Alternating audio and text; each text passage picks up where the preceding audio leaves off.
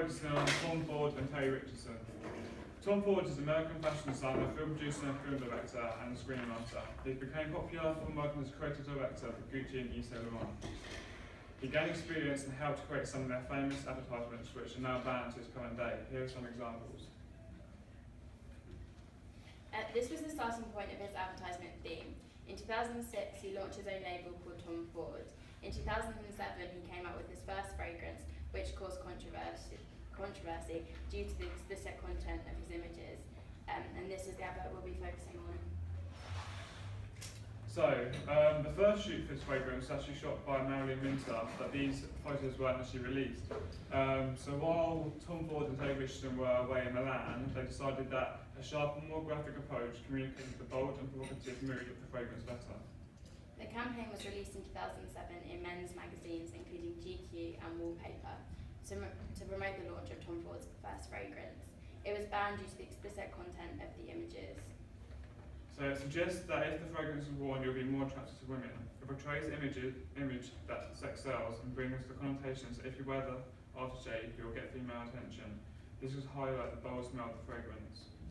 The fragrance clearly emphasises that it is for men, due to a woman being exposed. However, this could be seen as homosexual, because not all men are attracted to women. Put your hands up if you think that this could be seen as homosexual. Anyone? Can you repeat the question? Do you think that this advert could be seen as homosexual because not all men like women, are attracted to women in that way?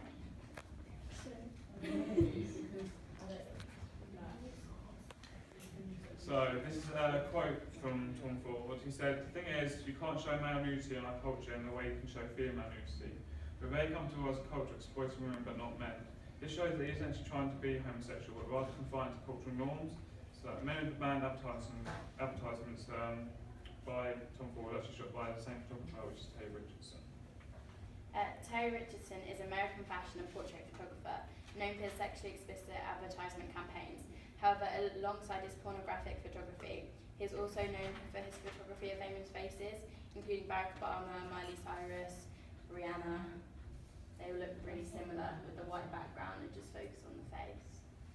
Yeah, so here's some more examples of his work. This advert idolises.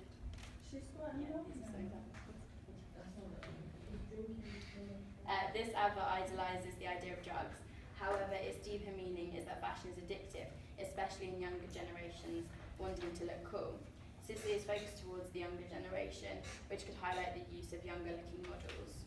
So drugs hold illegal connotations. The use of snorting drug implies that this brand is rebellious, yet provocative due to the sipping of the dress. Therefore, it represents the rebellious nature of the clothes that seems to be aimed towards partying and youth culture. So here's worked with the likes of Marc Jacobs, Advert, Supreme, Sicily, Tom Ford, and Yves Saint Laurent. Out of these brands, the most explicit are from Sicily, Tom Ford, and Yves Saint Laurent. In general, so these are some of the Supreme clothing advertisements. So in general, Supreme don't include much sexuality in their campaigns. Normally plain like white backgrounds like this and just like men wearing the clothes. However, with collaborations with Terry Richardson, they become very controversial. Supreme is generally more focused at a male audience, although streetwear is starting to be adopted by women. The use of male models and sizing shows this focus. Supreme ads are normally simple or non-existent, but with the collaboration of Terry Richardson, an ad was created that differed from Supreme's normal way of advertising, and this highlights Terry Richardson's influence on a brand's image and how he impacts their advertising. So Terry Richardson has had many influences on fashion brands, as you've seen. He's done photography for Yves Saint Laurent, Gucci, Tom Ford, Sicily, Supreme. So he's been put on the spotlight as well for his sterling mind. He's actually given the name of the most fucked up fashion photographer in the world from an article in the New York Times.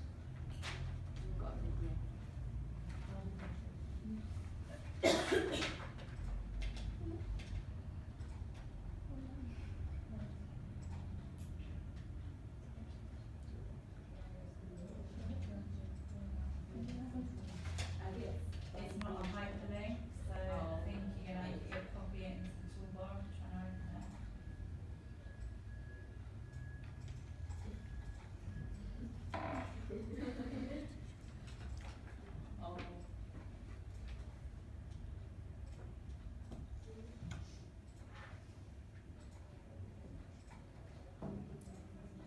this video basically talks about Tay Richardson, how he's been accused of like sexually assaulting models he's worked with. Yes. Peggy 18. Is it long? Because you're on 5 minutes. It's like a minute long. Okay.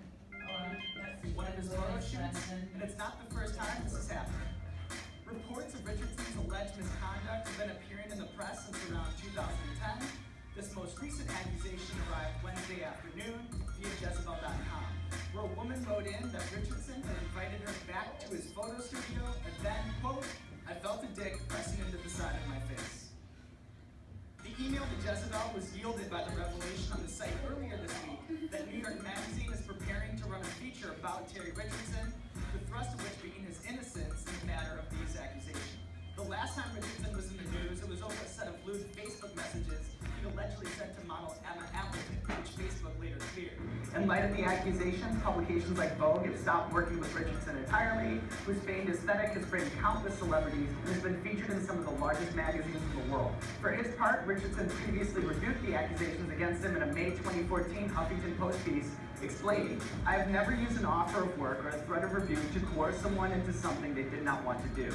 I give everyone that I work with enough respect to view them as having ownership of their free will and making their decisions accordingly. And as such, it has been difficult to see myself as a target of revisionist history.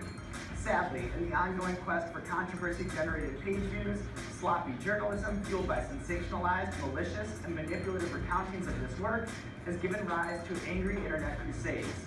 Well-intentioned or not, they are based on lies." Richardson does not yet appear to have responded to the most recent allegations.